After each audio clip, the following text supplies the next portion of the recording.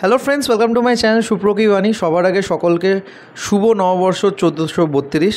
সবার খুব ভালোভাবে দিনটা কাটছে আশা করি, এবং হালখাতা করতে অনেকেই হয়তো বেরিয়েছো। আমার ছোটোবেলার স্মৃতি মনে পড়ে যায় এই হালখাতার নাম শুনলে।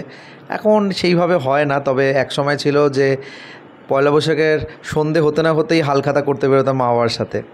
যাক, সেই সব পুরনো স্মৃতিগুলোই হয়তো আমাদেরকে ধরে রাখে, এবং এই সব জিনিসপত্র ঘিরেই আজ আমি একটা ফিল্ম দেখে আসলাম। তো সেটারই রিভিউ করব। ফিল্মটির নাম হলো পুরাতন, যেটা ডিরেক্টর হচ্ছে সুমন ঘোষ, এবং এখানে কাস্টিংয়ে আছে শর্মিলা ঠাকুর, ঋতুপর্ণা সেনগুপ্ত, ইন্দ্রনীল সেনগুপ্ত সহ আরও অনেকে।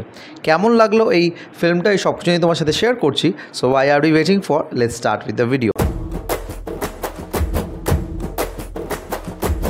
ফিল্মটার ডিউরেশন আছে 1 ঘন্টা 40 মিনিটের কাছাকাছি, এবং ফিল্মটার বিষয়বস্তুটা যদি ছোট করে বলা যায়, it's about how to take care of older generation, এবং তাদের যে চিন্তাভাবনা এবার তারা কী চায় সেটা কীভাবে আমরা অ্যাকাস্টম করবো এখনকার ফাস্ট পেস লাইফে, সেটা কি মূলত এই ফিল্মটার দ্বারা আমাদের কাছে তুলে ধরার চেষ্টা করা হয়েছে। তার সাথে সাথে অবশ্যই কিছু মেটাফরিক্যাল রিজেম্বলেন্স রাখা হয়েছে, যেটা নিয়ে আমি পরবর্তী সময় কথা বলছি।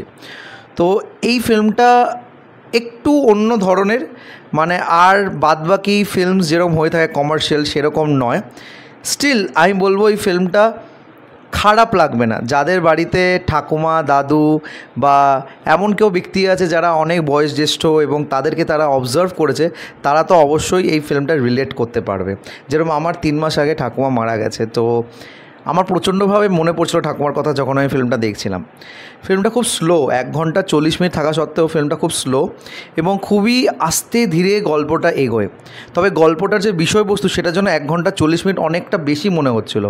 তবুও আমি বলছি তোমাদের কিন্তু ফিল্মটা মনে ধরবে। হ্যাঁ, একটা টার্গেট অডিয়েন্সকেই কেন্দ্র করে এই ফিল্মটাকে তৈরি করা হয়েছে, এবং তারা কিন্তু ফিল্মটাকে এনজয় করবে। ইনফ্যাক্ট আজ আমি যে হলে গেছিলাম রাধা স্টুডিও, সেখানে পুরো হাউসফুল ছিল। লাস্ট 3 দিন ধরে এই ফিল্মটা হাউসফুল যাচ্ছে। তো আমি তো ঘুরতে গেছিলাম, তোমরা জানো আমার লাস্ট ভিডিও যারা দেখবে, তো আমি দেখলাম আজও হাউসফুল, একটা মাত্র সিট পড়েছিল, সেইটাই আমি দেখলাম আজ গিয়ে। তো ফিল্মটার যে পারফরমেন্সেস সেগুলো কিন্তু তোমাদের নজর কাড়বে। শর্মিলা ঠাকুর যেইভাবে নিজের ক্যারেক্টারটাকে তুলে ধরে, একজন ব্যক্তি যে পুরনো স্মৃতির মধ্যে নিজেকে ধরে রেখেছে এবং নতুন কিছু তার মধ্যে আসছে না, বলা যেতে পারে সে পুরনোর মধ্যেই ফিরে যাচ্ছে। She is living in the past, এবং সেটা একটা তার রোগ, যেটা এখানে অ্যালজাইমার হিসাবে বলা হচ্ছে।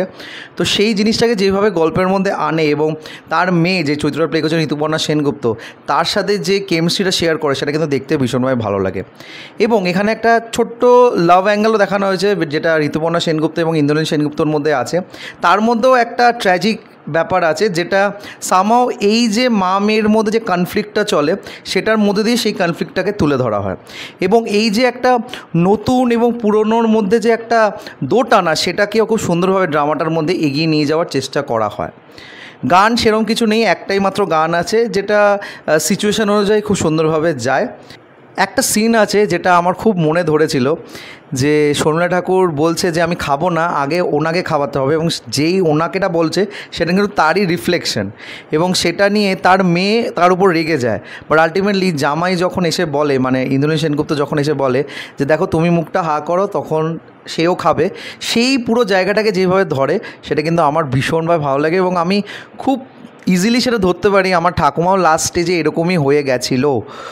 তো ইয়েস, এটা খুবই প্রাসঙ্গিক আমার মনে হয়েছে। তবে একটা কথা অবশ্যই বলছি, এই ফিল্মটা কিন্তু সবার জন্য নয়। তো তোমরা যারা এই টাইপের ফিল্ম দেখতে ভালোবাসো, তোমরা গিয়ে অবশ্যই ফিল্মটা দেখে নিও। আমার কিন্তু ফিল্মটা খারাপ লাগেনি, আবার আমি বলবো না যে এই ফিল্মটা সবাই দেখে এনজয়ও করবে।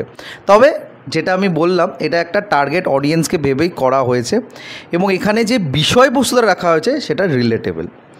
তো আমার যদি রিভিউটা ভালো লেগে থাকে, don't forget to like, share and subscribe my channel. আমার সাথে জুড়ে থাকার জন্য আমাকে ইনস্টাগ্রামে ফলো করতে পারো। ইনস্টাগ্রাম হ্যান্ডেল হলো সুপ্র09bit2। এছাড়াও তোমরা আমাকে ফেসবুক পেজে ফলো করতে পারো। ফেসবুক পেজের নাম হলো সুপ্রকি বাণী। Till then, stay tuned.